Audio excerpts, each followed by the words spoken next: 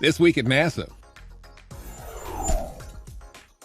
In his keynote address at the Aviation 2013 conference in Los Angeles, NASA Administrator Charlie Bolden shared a new strategic vision for the agency's Aeronautics Research Mission Directorate, designed to help address looming challenges in global air transportation. We built our foundation on understanding emerging global trends, identifying the mega drivers for aviation that result from those trends, and focusing research on areas that respond to those drivers. The updated vision uses NASA's aeronautical research programs to help America maintain its leadership in the sky and ensure aviation continues as a key economic driver for the nation.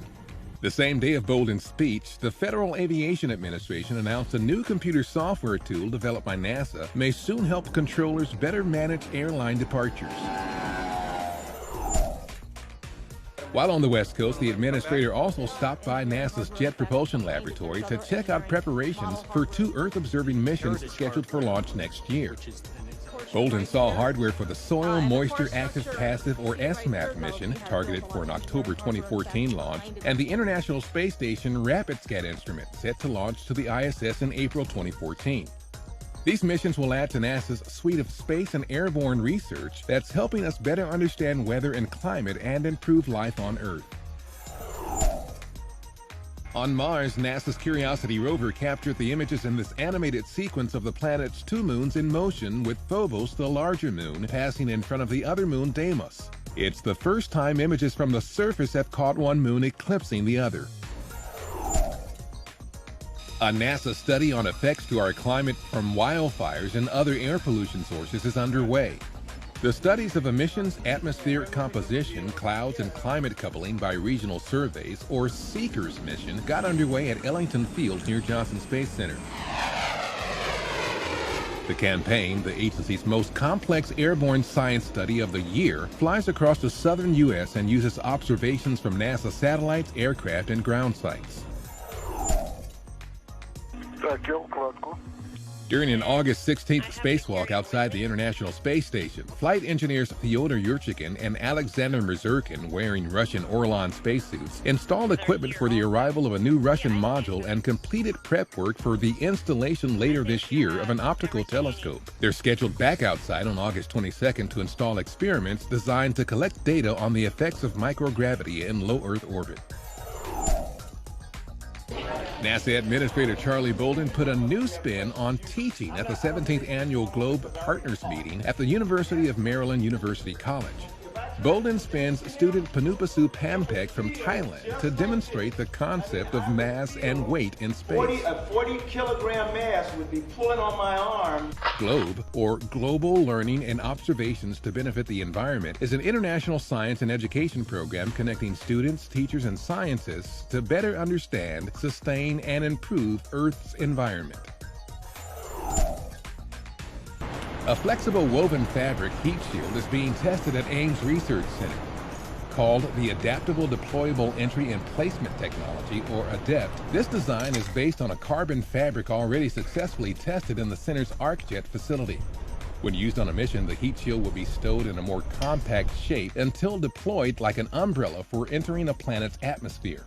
Such a design would allow exploratory spacecraft larger than the Curiosity rover to successfully land on Venus, Mars, or other planets in our solar system.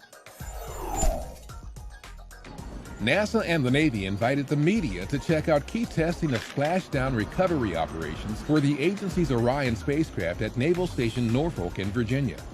The stationary recovery test was designed to demonstrate and evaluate the procedures, hardware, and personnel used to recover Orion in a controlled environment in advance of a test in open waters next year. Orion is America's new spacecraft that will take astronauts to destinations not yet explored by humans, including an asteroid and Mars, and make its return to Earth with a splashdown landing. Orion will launch without astronauts on Exploration Flight Test 1 in September 2014. Sierra Nevada Corporation's Dream Chaser flight vehicle went through a series of ground tests on the concrete runways at Dryden Flight Research Center. The evaluations, which included a 60-mile-per-hour taxi tow test, helped the company assess the performance of Dream Chaser's landing and braking systems. Sierra Nevada Corporation currently is one of 3 companies working with NASA's Commercial Crew program to restore America's capability to launch astronauts to low Earth orbit from U.S. soil. NASA's Associate Administrator for Space Technology, Mike Gazarek, was the keynote speaker at this year's Small Satellite Conference at the Utah State University in Logan. Gazarek gave an overview of NASA's Small Spacecraft Technology program and the important roles small satellites will play in NASA's future exploration efforts. NASA's SmallSat program develops and demonstrates new capabilities that employ the unique features of small spacecraft for science, exploration, and space operations.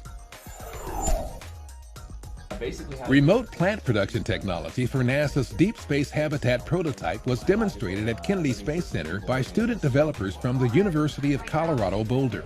The robotic gardening device moves plants under simulated sunlight for best exposure and feeds the greenery using robot arms.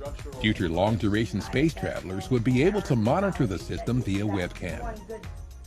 And that's This Week at NASA. For more on these and other stories, or to follow us on Flickr, iTunes, and other social media, log on to www.nasa.gov.